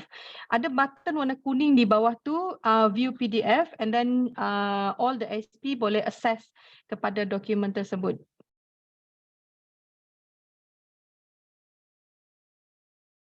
Sama macam tadi, scan aja. Contohnya beginilah. Untuk dokumen. Tak dapat. Tak dapat. Semua dah scan dah ke? Boleh?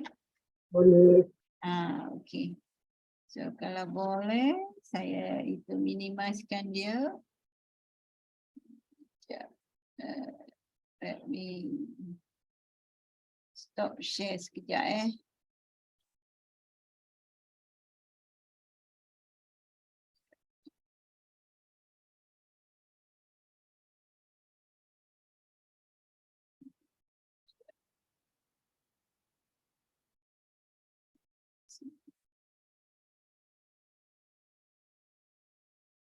Stop share dulu. Okey. Suzy boleh tunjuk borang dia tak? I think I have. Prof Rashila ada. Okay. Prof Rashila share screen. Okey, so yang atas ni ialah maklumat projek. Tarikh start bila, akhir projek bila. Yang penting kan, kena ingat nombor projek tu nombor SP tu. Sebab kita tak kenal siapa, kita kenal projek tu melalui nombor SP tu. Biasanya kita akan sebut nombor SP apa. Dan kita akan lihat apakah aktiviti yang telah dijalankan, berapa peserta. Sama tak nombor daripada, katalah awal nak pakai 30 peserta tapi yang hasilkan projek tu cuma separuh ke atau 1/3. Dan we will not penalize you, but we will see what were the challenges untuk dapatkan hasilnya. So kita ada aktiviti 1, aktiviti 2, kalau ada satu je lah. Kemudian impact, ini tadi yang kita kata ni, daripada domain-domain itu, isi aja dalam kotak tu. Kalau bagus, kena explain lah, sebab kita kadang-kadang masalah penilai ni, kalau penerangan tu sangat ringkas pun kita susah nak bagi penilaian. Jadi kita tak tahu. Jadi kena ikut macam kita punya skala tadi tu sebagai panduan lah. Maknanya ada pencapaian banyak mana. Okey, kemudian ini yang gender, domain 6. Okey, 4.0. Ini berkait dengan pengurusan projek yang 4 ni. Apa next plan? Berapa banyak duit diterima, habis ke tidak? Kalau tak cukup, agaknya berapa yang sepatutnya diperlukan. Kadang-kadang masa kita bajet tu kita tak nampak ada keperluan perbelanjaan tambahan. Kadang-kadang kita terlupa mileage, kita terlupa Grab ke dan sebagainya. Jadi ada kotak bawah tu untuk suggestion, untuk cadangan. Okey, last kali nanti dalam projek tu yang kotak-kotak ni letak gambar dan video. Kita akan sediakan nanti link untuk Google Drive. Kalau tak pandai nanti kita akan bagi panduan juga macam mana nak upload tu. Emailkan terus kepada tu appgm@sdgprojects@gmail.com. Dah ada kan Suzy Google Drive ni? Sorry, Prof Siti. Dah ada ke Google Drive ni? Dah boleh pakai ke? Yes, Prof. Ada Mr. Panir. Kita nak upload dalam kita punya normal Google Drive yang kita pakai untuk solution provider. Alright, Mr. Panir ada, you are good. Ni bodek lebih. Thank you. Okay, saya rasa that is the last slide. Ada apa-apa yang kita nak bincang lepas ni? Kita buat tu sesi Mentimeter 2 ni, Suzy? Ya, betul. Mentimeter 2. So please, I pass over to you. Thank you. Okay. Jadi saya share screen sekarang ya untuk Mentimeter. Bentar ya. 2 saat. Okay, sekarang saya dah share screen. Boleh nampak ke? Okay, boleh ya? Boleh. Okay. Perlu scan, tapi kalau scan QR code ni dia tak berfungsi dengan baik, boleh pergi ke www.menti.com, kemudian enter code 59828875. Ya. Setakat ni saya ada 12 orang yang dah masuk.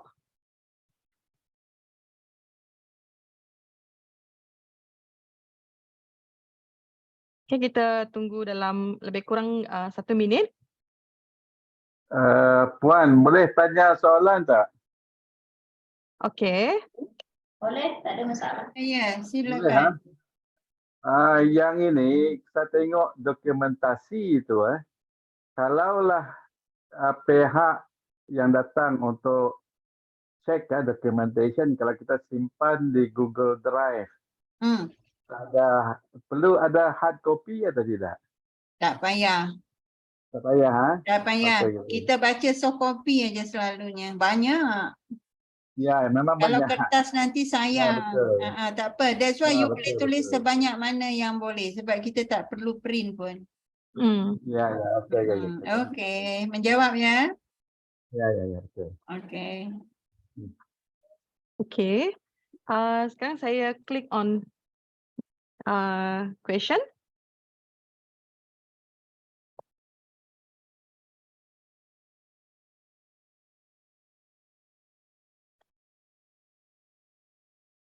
Sekarang saya ada 53 players. SP maksud saya, sorry. 55.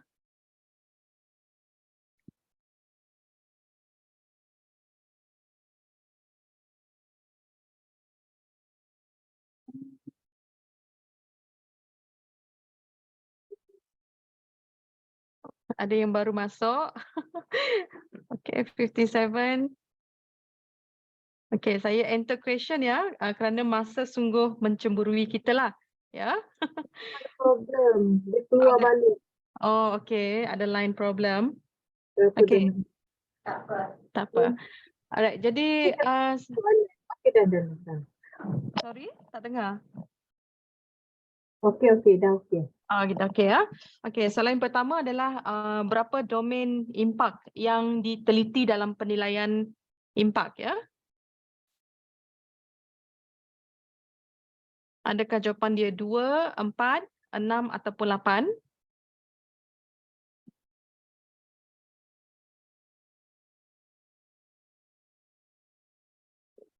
Okey, hanya 18 jawapan sahaja yang betul menjawab 6 domain ya.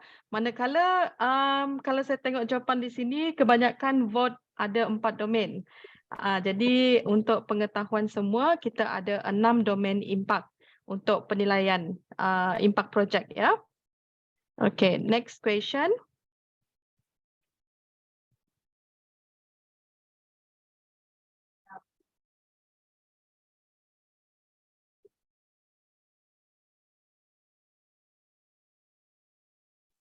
Okay, domain impak yang meneliti tentang perkembangan jaringan ataupun network adalah adakah deep, clear, wide, height, SDG ataupun gender dimension.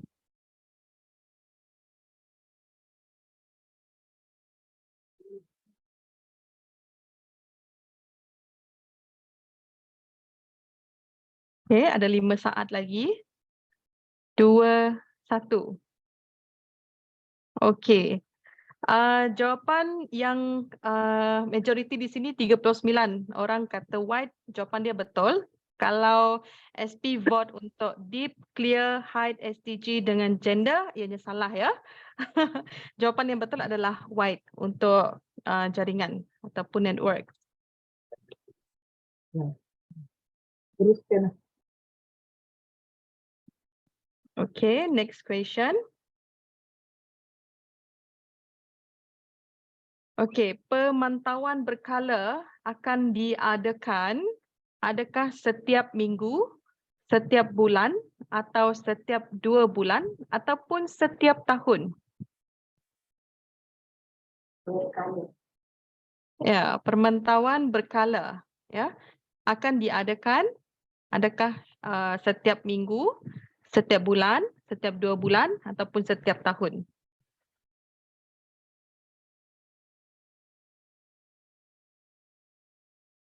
Okay, everyone has voted. Okay, 48 SP menjawab bahawa pemantauan berkala diadakan setiap bulan, betul. Tidak setiap minggu, ya, bukan juga setiap 2 bulan ataupun setiap tahun. Untuk pemantauan berkala adalah setiap bulan. Okay, this is the second last question.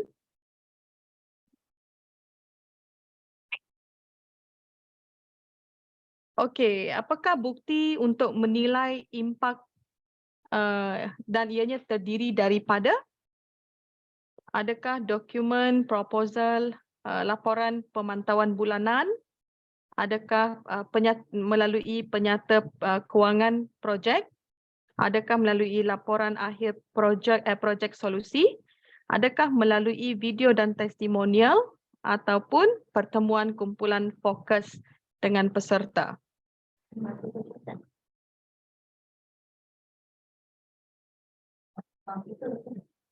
Okey, sebenarnya Kali baru betul. kali ini baru betul. Okey.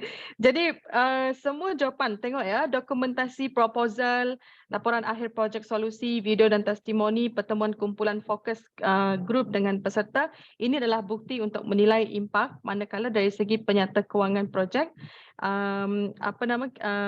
bukan merupakan salah satu jawapan untuk kita menilai impak ya. Dan itu untuk pemantauan lah ya. Dan soalan yang seterus ini adalah soalan yang sama saya post di dalam Mentimeter yang pertama tadi. Sebentar ya.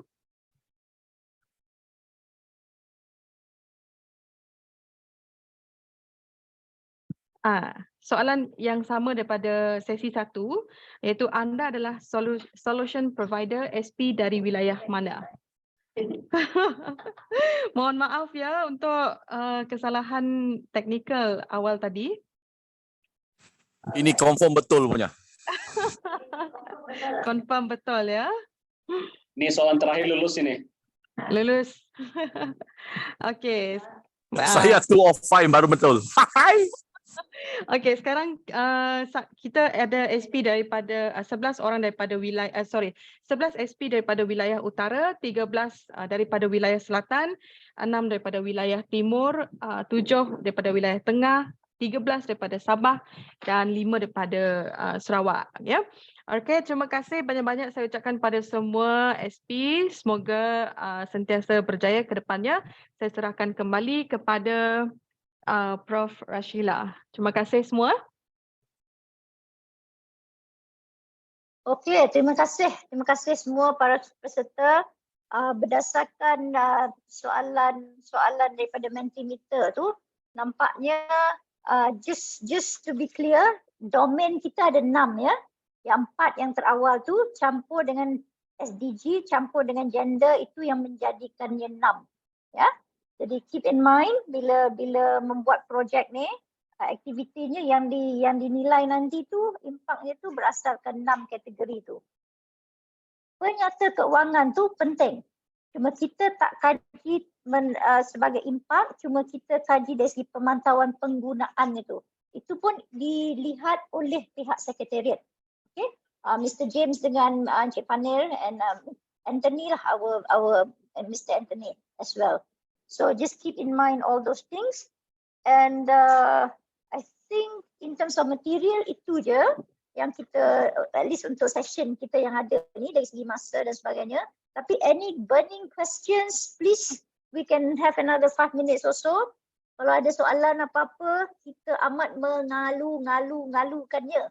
Tu dia, apa 3 kali ngalu lah. Anybody has any quick question? Prof, yes, Ayu Nizam, okay? Daripada Kedah, tapi sekarang dah berpindah ke Kelantan. Cuma nak tanya, due date untuk hantar laporan akhir tu? I think yang tu kita akan maklumkan kelak, okay? Because yang tu kita masih perlu discuss dengan pihak sekretariat. Unless James or Panir have an answer to that one, the final questionnya tu tentang tarikh untuk hantar laporan akhir. Okey, Prof, kalau projek sudah komplit, mereka boleh hantar laporan akhir lah. Macam yang sudah hantar tu bagus, kita dah terima menggunakan template yang sedia ada. Tapi yang belum hantar lagi, boleh hantar selepas mesyuarat inilah. Bagi projek yang telah pun komplit dan dekat-dekat komplit. So saya sudah upload template baru ni yang ada perubahan sikit daripada Prof. Rashila ke dalam link kita yang selalu kita akan pakai yang bit.ly itu, so boleh download di sana lah template laporan baru. Tapi yang sudah hantar tu okey, kita terima yang template yang sedia ada lah. Yang belum hantar dan sedang menjalankan program sahaja akan menggunakan template baru ini. Okey. Okay. Assalamualaikum Prof. Sila. Saya Zalina, projek di Pendang, aquaponik dan juga penternakan ikan tilapia dalam aquaponik tu. Saya nak tanya tentang projek saya. Projek ni akan berakhir 31 Mac. Jadi ikan tu dilepaskan hari tu dalam kolam aquaponik tu lebih kurang bulan Disember. Jadi sekarang ni maksudnya belum ada proses penjanaan pendapatan lah. Cuma yang sebab dia aquaponik, yang sayuran tu pun dia dalam sistem aquaponik tu dia kecil je. Jadi agak tidak boleh menjana pendapatan sangat lah. Kebanyakan sayur tu hanya boleh sesuai untuk dimakan sendiri dan sebagainya. Jadi dari segi impak projek, terutama sekali bila saya nak menceritakan tentang penjanaan pendapatan, bagaimana dalam kes saya ni, bagaimana saya nak jelaskan impak projek tu dari segi penjanaan pendapatan dia. memandangkan projek ni walaupun secara teknikalnya akan habis dalam masa yang terdekat, tapi pokoknya baru lagi, quite small, and then ikannya pun masih lagi in the process of growing. I think yang pentingnya tu peserta tu, dia punya kita take into consideration dia punya deep impact dulu, dia punya high impact skill dia dalam menjalankan hidroponik tu, penjanaan jambatan keuangan tu, that will come after that. So just write it in the report. Okay. So yang important tu yang 6 tu, tapi we understand because the process bukan saudari saja ya. We have quite a few places, even project yang sebelum ni. Jadi we will take into consideration lah. But the point is the project sedang berjalan dengan baik. Yang tu yang pentingnya tu. Okay. Prof, nak tambah sikit Prof. Tambah sila. Ya, Dr. Galina, yes. So projek saya tahu memang income generation kan projek di Pedang. Memang dari segi pendapatan kita belum ada lagi lah. Tapi kan selalunya lepas kita habis projek untuk yang income generation, kita ada komitmen 6 bulan untuk pemantauan kan. Mungkin dalam 6 bulan tu doktor boleh record in terms of their income generation lah. So so I think by the time impact team datang lawat projek Puan di Pendang nanti, I think you will be having some income generation happening lah, doktor. Okay. Okay. Terima kasih. Terima kasih, Prof. Terima kasih, Mr. Pane. Ya. Okay, Zalina. Good luck with the fish and the plants. Alright. Any other questions? Sahabat-sahabat yang lain ni? Doktor, saya ada question. Okay, Mr. Jimmy. Ya, ada maksimum ataupun kami buat gravity di Keningau. So thinking for another ada maksimum nggak? Maksudnya after this solution provider cuma boleh buat satu kali ataupun boleh memohon lagi berkali-kali. Saya rasa saya serah pada Mr. James.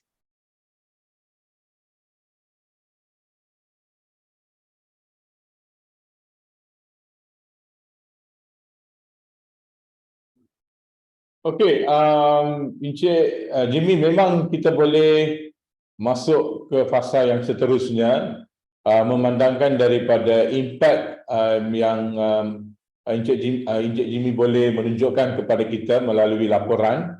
So daripada situ, jika anda nampak lihat laporan akhir yang Encik Jimmy akan buat, boleh memastikan di sana ataupun menerangkan di sana apa cadangan lagi yang Encik Jimmy rasa ataupun ada potensi untuk berterusan. Jadi ini terpulang kepada cadangan Encik Jimmy dan melalui impak daripada projek dan apa yang akan dicadangkan untuk fasa yang seterusnya. Nanti kita boleh lihat cara bagaimana kita boleh menyalurkan dana ataupun kita dapat menghubungkan projek ini kepada agensi yang lain. Sama ada agensi kerajaan ataupun yayasan ataupun syarikat. So ini kita akan berfikir bersama dan berurusan bersama untuk projek seterusnya ataupun fasa seterusnya. Terima kasih. Okey, maksudnya untuk contoh Keningau boleh buat fasa seterusnya. Soalan berikut saya adalah sekiranya ada cadangan untuk di kawasan parlimen yang lain, bolehkah kami sebagai NGO PIKOS ini buat cadangan dan hantarkan proposal? Ya, sudah pasti. Itu yang pada awal saya ada beritahu. Rakan solusi yang ada di sini yang ada kemahiran masing-masing, kita pasti akan berhubung dengan kawasan parlimen yang lain juga. Jikalau isu yang sama, tapi tidak ada solution provider di kawasan parlimen di sana, kita pasti akan menghubungi rakan solusi yang ada kemahiran seperti itu, seperti agensi ataupun NGO, Encik Jimmy dan sebagainya. Itu kita pasti. Sebab itu Encik Pane sedang buat satu data yang besar, solution provider. Okey, kawasan parlimen, latar belakang, kemahiran, dan kita akan cuba menghubungi. Itu pasti. Terima kasih. Okey, terima kasih. Okey. Anything else? Mr. Nicholas. Yeah. Interesting from Mr. Jimmy tadi ya. Yang sebagai SP kita kan, kita nak memohon kita memohon terus pada sekretariat ataupun melalui penyelaras negeri masing-masing.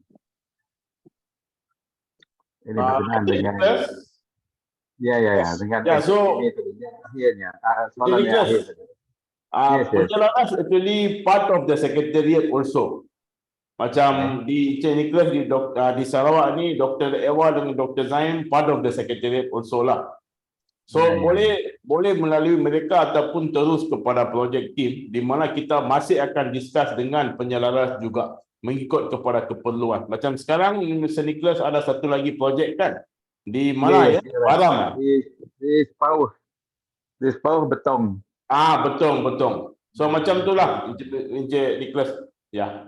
Ya. Sebab hari itu saya pun tak pasti sebab ada orang yang tanya. Saya pun tak boleh saya kata macam mana prosedur itu.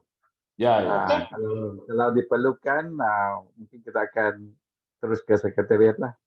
Boleh. Apa-apa yang tak pasti boleh terus WhatsApp dekat saya ataupun James. Jangan risau. Boleh. Okey. Satu lagi. Any last question mengenai impact tu sendiri? Yang teknikal tu kita terus pada James dengan Cik Panel ya. Jadi kalau tak ada, saya assume tak ada, saya tengok di chat box pun tak ada. Saya nak ucapkan terima kasih banyak-banyak lah kepada semua peserta for making the time to be here this morning, afternoon dah ni. Kepada kami rakan saya, Prof. Siti, and then kepada Suzy. Thank you so much. Kita sama-sama lah mendoakan yang terbaik untuk dalam perjalanan projek ni supaya tiada siapa lah yang akan ketinggalan. Alright. I think I sudah balik pada Encik Panir ya. Thank you so much. Thank you Prof. Rashila dengan Prof. Siti dan juga Puan Suzy atas pencerahan yang jelas dan juga in detail tentang penilaian impak lah. So yang ni penting untuk projek-projek yang sedang berlahir di mana dalam laporan akhir nanti sebagai rakan solusi anda perlu menyertakan ke semua maklumat yang diperlukan dari segi deep impact, wide impact, skills dan sebagainya lah.